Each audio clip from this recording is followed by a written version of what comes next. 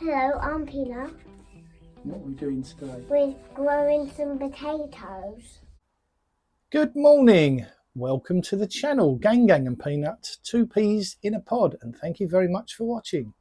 I'm at my allotment today, and I'm going to be planting some of these, and I'm going to be using one of these, and I'm going to be planting my potatoes the easy way. And if you're not sure what one of these is, stick around. All will become very clear.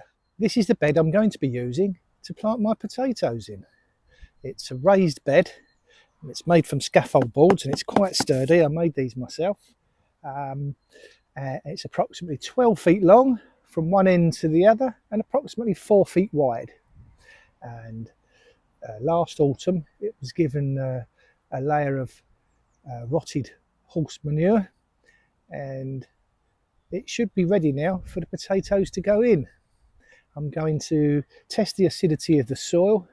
Then I'm going to run a string line and we'll start planting some of these potatoes. Let's pop a line in to give us a line to follow when we're planting the potatoes, and I think around about there. Whoop. Here we go. I think that's probably about where I want it. There. And what I'm going to do is I'm going to use, I'll just show you on the camera, one of these, and this is a pH meter. It will just test to see whether the soil is alkaline, acid or neutral. So if I pop it in to the soil like that, we'll just give it a second. I can see that this soil is around about 6.5 on the pH scale, which means it's slightly acidic, which is great because potatoes do like a slightly acidic soil. Now, let me get the spuds. There we are. Now,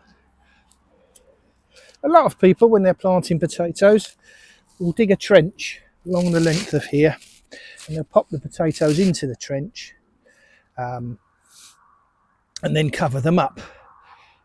I don't like to do all that trench digging malarkey. If you want to do that, that's perfectly okay, that's up to you. But what I use is one of these. This is called a bulb planter, and it's used it's used for planting bulbs, tulips and daffodils and things like that.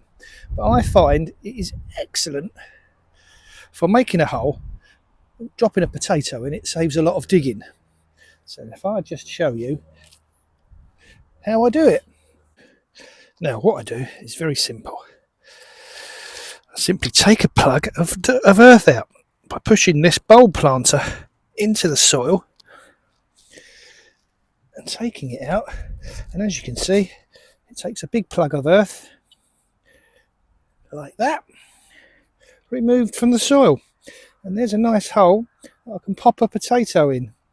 And what I shall do is I shall prepare the holes along the length of this string line. The spacing I normally use is the length of the bulb planter itself. So there's one.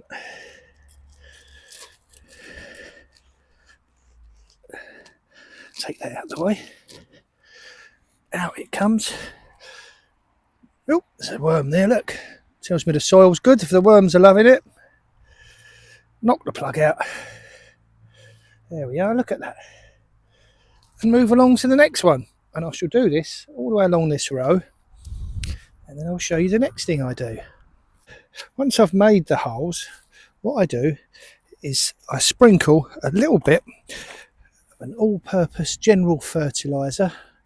It's a 777 balance. I'll sprinkle a little bit into each hole. I'm going to pop a potato. I also drop a couple of slug pellets, and these are an organic slug pellet. They're safe around children, they're safe around dogs. I can't remember who makes them now. But a little bit of the fertiliser in the bottom of each hole, a couple of slug pellets, because these slugs they can get into the potatoes and start making holes in them and stuff. Just one of the many pests that potatoes suffer from. So every hole, a little bit of it's a granular fertiliser made by a well-known company, and the slug pellets, organic slug pellets. There we are. That's those. Now, what I then do is pop a little bit of soil into each hole to make a nice soft bed for the potatoes to sit on. There we go. There we go. A little bit of soil in each hole just to cover up that slug pellet, to cover up that little bit of fertiliser. Each and every one. Amuse yourselves while I do this. Won't take a second. There we go. And then I start to get my potatoes. And I shall grab a few potatoes. And if you can see these potatoes, oh, nearly fell off. I've got the chits on, or the sprouts. So I only want a couple of chits on each potato.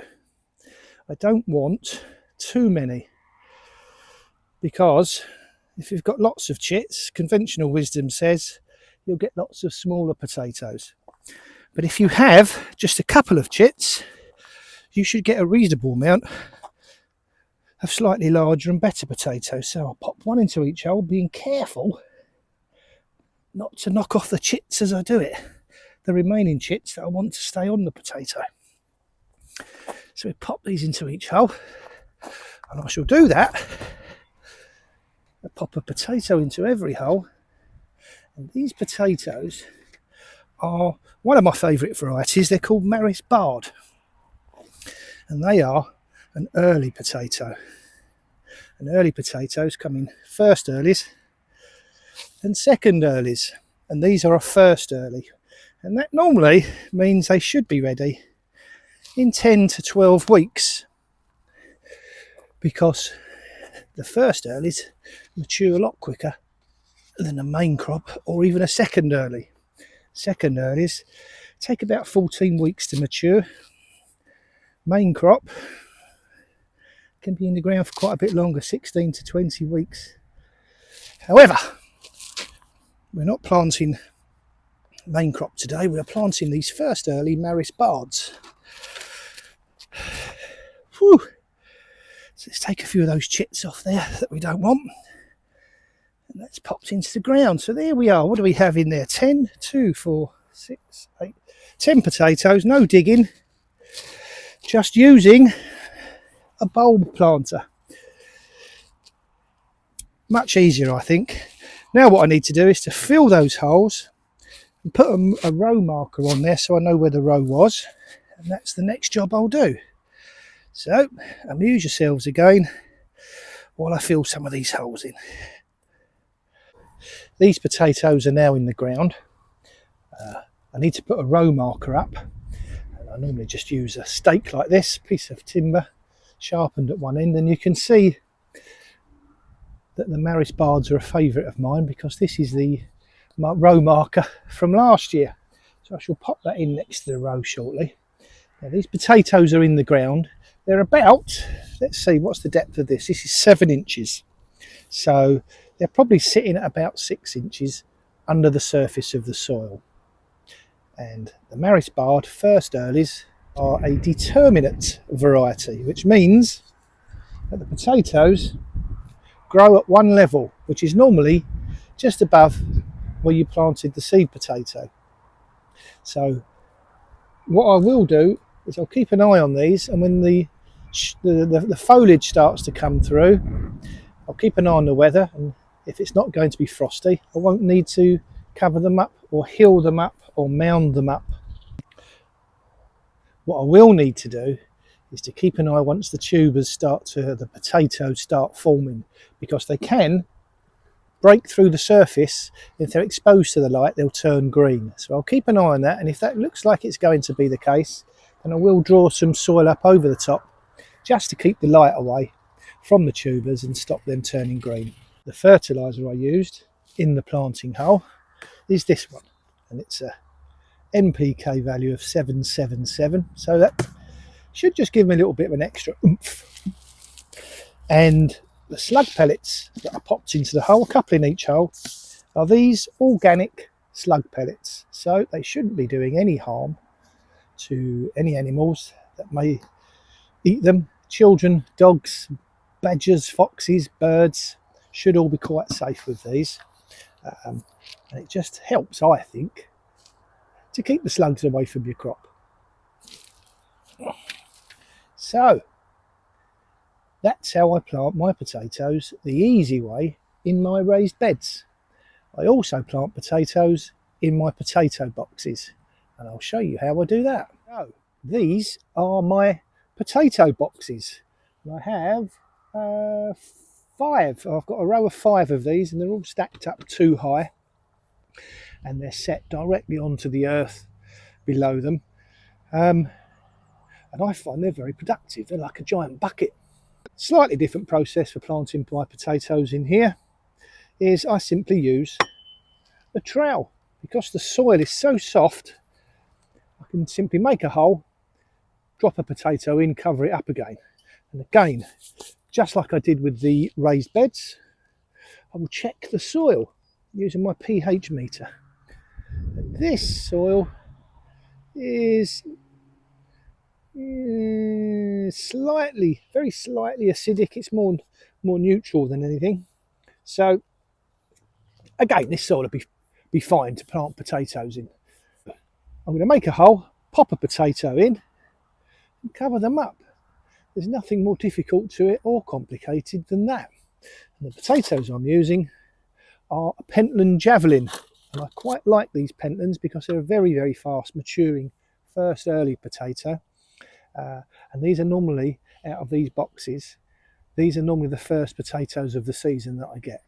So now I think in this bed I should be able to get 6 potatoes. They're planted about just over a foot apart in the rows and about 18 inches apart between the rows. And that should give me a good opportunity of getting some very nice early potatoes without too much messing around and digging trenches and all the other things. So we'll pop that in there. There we are. Cover it up. And that should be fine. And again, I'll keep an eye, see what the weather's doing over the next week or two. The frost date here is the end of March, so that's only about a week away. And again, I'll look and keep an eye that none of these potatoes or tubers are growing too near the surface. If they break through the surface, I'm going to have to cover them, stop the light getting to them, stop them turning green.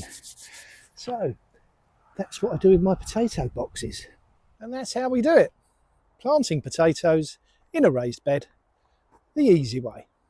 If you like the video, please give us a big thumbs up or click the subscribe button down the bottom. And I'm off for a cup of tea. So until next time, as ever, take care. Bye.